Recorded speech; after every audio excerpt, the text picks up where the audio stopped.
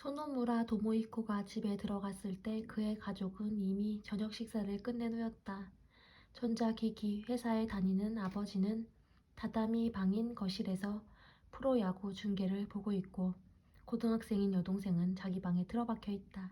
최근 들어 부모님은 도모히코의 생활에 대해 전혀 간섭하지 않았다. 그들은 아들이 유명 대학의 전기공학과에 진학한 것을 기쁘게 생각했고 여느 대학생들과 달리 성실하게 강의를 들으며 학점을 잘 취득하고 있는 것에 만족했다. 도모이코는 기리하라의 일을 거두는 것에 대해 컴퓨터 가게에서 아르바이트를 하고 있다고 설명했다. 물론 부모님이 반대할 이유가 없었다. 세 식구가 먹고 난 설거지를 하던 엄마가 식탁에 차려준 것은 생선구이와 채소찜과 된장국이었다. 밥은 도모이코 스스로 펐다. 엄마의 손맛이 담긴 음식을 먹으면서 그는 기리하라가 저녁을 어떻게 했을까 생각했다. 알고 지낸 지 3년이 다 됐지만 도모이코는 기리하라의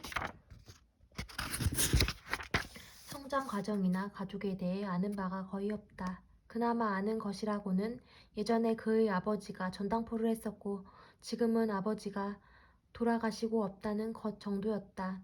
형제는 없고 어머니는 살아 계신 것 같지만 같이 사는지 어떤지는 모른다. 친한 친구도 도모이코가 아는 한은 없다. 니치구미 나미에라는 여자에 대해서도 마찬가지다. 격리직으로 있다는 것 정도만 알 뿐 사적인 얘기를 그녀의 입으로 들어본 적이 없다. 은행에 다니는 것 같은데 무슨 일을 하는지도 구체적으로는 모른다. 그런 니시구치 나미에가 야쿠자에게 쫓기고 있다. 대체 어떤 일일까 궁금했다. 나미에의 조그맣고 동그란 얼굴이 떠올랐다. 저녁을 먹고 난 도모이코가 자기 방으로 가는데 거실 텔레비전에서 흘러나오는 뉴스가 귀에 들어왔다. 어느새 야구는 끝난 모양이다. 오늘 오전 8시경 쇼와초 노상에서 중년 남성이 가슴 등에 피를 흘리며 쓰러져 있는 것을 행인이 발견, 경찰에 신고했습니다. 남성은 즉시 병원으로 옮겨졌으나 잠시 후 사망했습니다.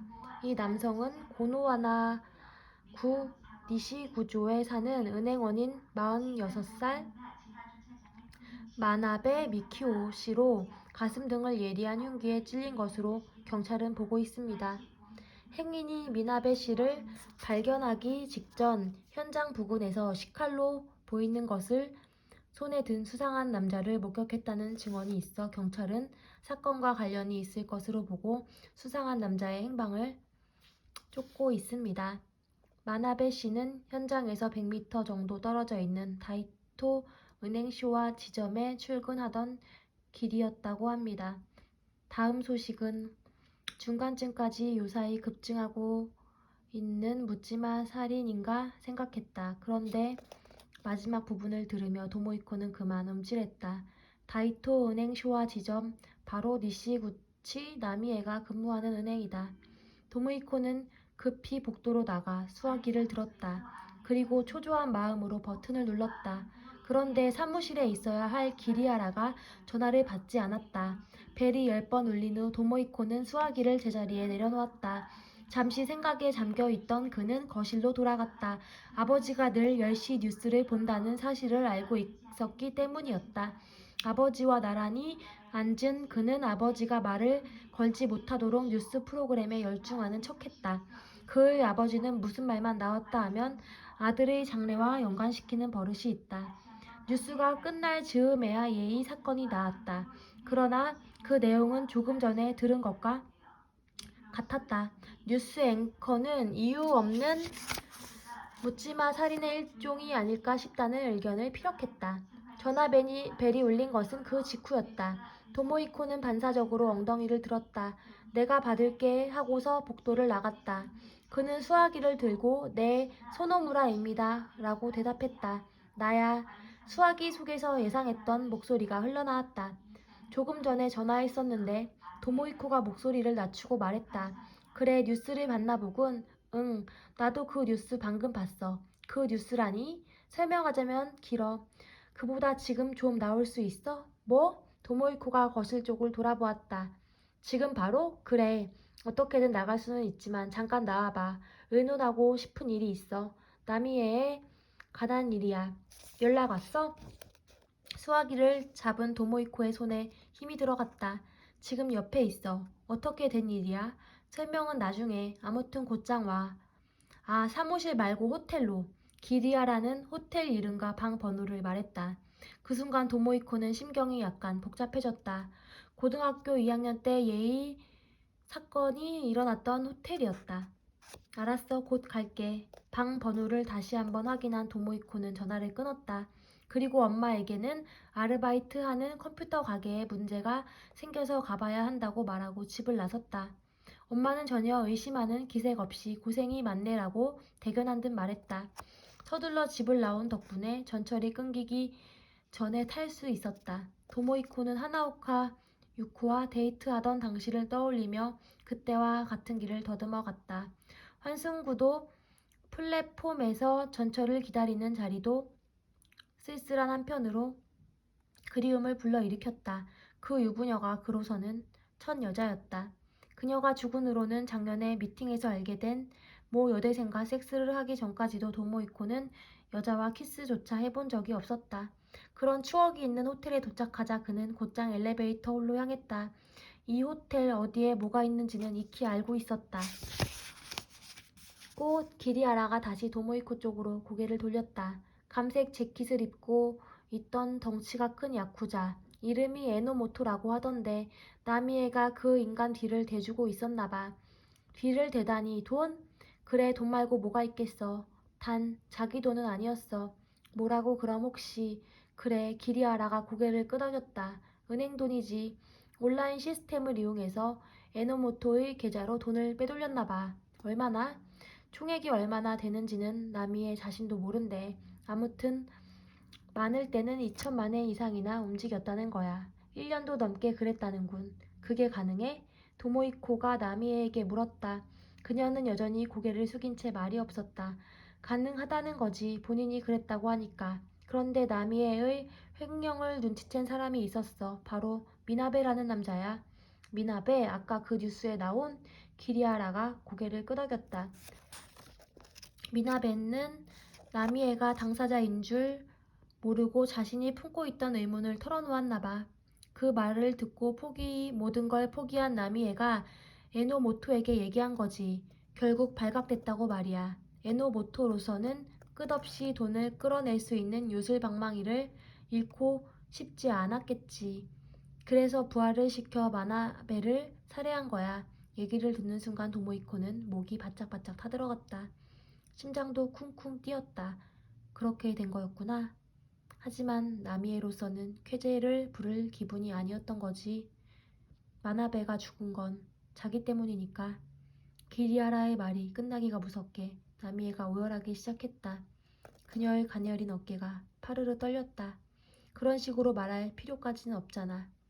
도모이코가 그녀를 배려하는 듯한 말을 했다. 이런 일을 포장해서 얘기해봐야 의미가 없어. 아무리 그래도 괜찮아. 나미에가 마침내 입을 열었다. 눈이 붓긴 했지만 그 눈에 어떤 결의가 담겨 있는 듯 했다. 사실인 걸 뭐, 료지가 말한 대로야. 그야 그렇지만 도모이코는 말문이 막히고 말았다. 할 수 없이 그는 얘기를 계속하라는 뜻으로 기리아라를 보았다. 그래서 결국 나미에도 에노모토와 인연을 끊기로 마음을 먹은 거지. 그리고 기리아라는 손가락으로 책상 옆을 가리켰다. 그곳에는 큼직한 여행 가방 2개가 잔뜩 부푼 상태로 놓여 있었다. 아, 그래서 놈들이 눈이 시뻘게 가지고 나미에 씨를 찾는 거구나. 나미에 씨가 없어지면 마나베라는 사람을 죽인 의미가 없어지니까. 그뿐이 아니야. 에노모토는 당장 거금이 필요한 모양이야. 원래는 오늘 낮에 나미에가 평소처럼 돈을 보내주기로 돼 있었대. 그 사람 몇몇 사업에 손을 댔지만 제대로 되는 게 없었나 봐. 나미에가 중얼거렸다. 왜 그딴 남자에게. 이제 와서 그런 걸 따져봐야 무슨 소용이 있겠어. 기리아라가 퉁명스럽게 말했다. 그건 그렇지만 도모이코는 머리를 긁적였다. 그럼 이제 어떻게 할 건데? 어떻게든 도망치는 수밖에 없겠지. 하긴 자수하라는 말은 꺼낼 수조차 없겠다고 도모이코는 생각했다. 물론 당장 몸을 숨길 만한 곳이 있는 것은 아니야.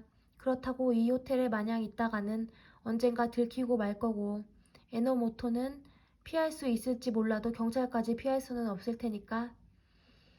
장기간 숨어 있어도 문제 없을 만한 곳을 오늘 내일 중으로 찾아볼 생각이야. 그런 곳이 있을까? 찾아봐야지. 그리고 기리아라는 냉장고를 열어 캔맥주 하나를 꺼냈다. 미안해, 둘 다한테. 경찰에 잡히더라도 너희들이 나를 도왔다는 얘기는 절대 하지 않을게. 나미애가 진심으로 미안한 듯이 말했다. 돈은 있어? 도모이코가 물었다. 응, 그거야 어떻게든. 그렇게 말하는 그녀의 말투가 어딘가 좀 모호했다. 과연 나미애야 에노모토 손에 놀아나기만 한 게 아니었어. 기리아라가 맥주캔을 한 손에 든 채 말했다. 이런 날이 올 걸 예상하고 비밀 계좌를 5개나 준비했다는 거야. 그 각 계좌에 몰래 송금을 해뒀고. 대단하지? 우와, 정말이야? 자랑할 일은 아니니까 그만 얘기해. 나미애가 이마에 손을 댔다. 어쨌든 돈이 없는 것보다야 있는 편이 낫지. 도모이코가 말했다. 그건 그래. 그렇게 말하고서 기리아라가 맥주를 벌컥 들이켰다. 그럼 난 뭘 하면 되는 거지? 나미애와 기리하라의 얼굴을 번갈아 보면서 도모이코가 물었다. 이틀 동안 네가 여기서 나미애와 같이 있어줬으면 좋겠어. 무슨 소리야? 나미애는 함부로 밖에 나갈 수가 없잖아. 필요한 게 있으면 대신 해줄 사람이 있어야 하는데 이런 일을 부탁할 사람이 너밖에 없어. 그렇긴 한데 도모이코가 앞머리를 쓸어 올리면서 나미애를 보았다. 그녀가 매달리는 듯한 눈빛으로 그를 마주 보았다. 알았어, 그렇게 할게. 그가 힘주어 말했다.